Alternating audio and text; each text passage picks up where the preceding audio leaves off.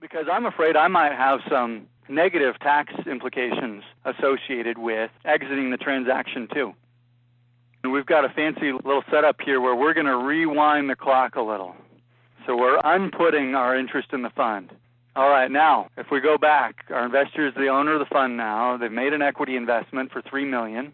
And so they have a basis in the fund of $3 million, at least initially, when they first buy into the fund. And if you think about it, they're selling, if they put their interest in the fund, they're selling their interest in the fund for $1,000. And typically, if I buy something for $3 million and I sell it for $1,000, that usually means I have a loss. And it's a big loss.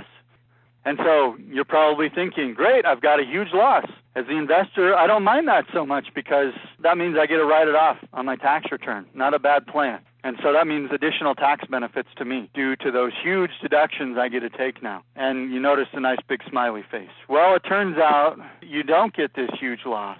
Instead, what happens is over time, as you claim your tax credits, the New Markets Tax Credit produces a basis reduction, and it's a dollar-for-dollar basis reduction. For every dollar I claim in New Markets Tax Credits, the fund's interest in the sub-CDE is reduced by $1. And so for this example, I am claiming $3.9 million in tax credits.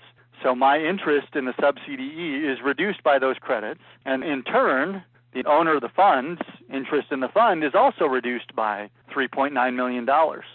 So as a result, when my investor sells its interest in the fund, it does not have a $3 million basis in the fund. It has a negative $900,000 basis in the fund.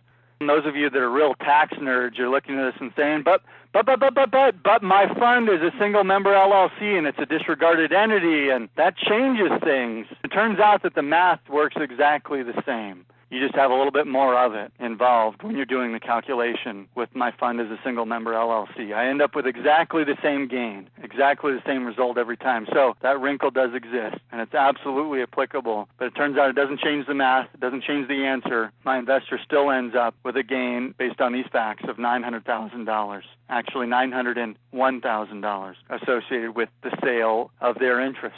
And that's a big gain. And those of you that are investors are thinking, wait a minute, this deal just got a lot worse. I thought I was making a good bit of money by, paying $3 million for $3.9 million in credits, and then I'd get this huge deduction when I wrote off my interest. But instead, I get hit with this big tax bill.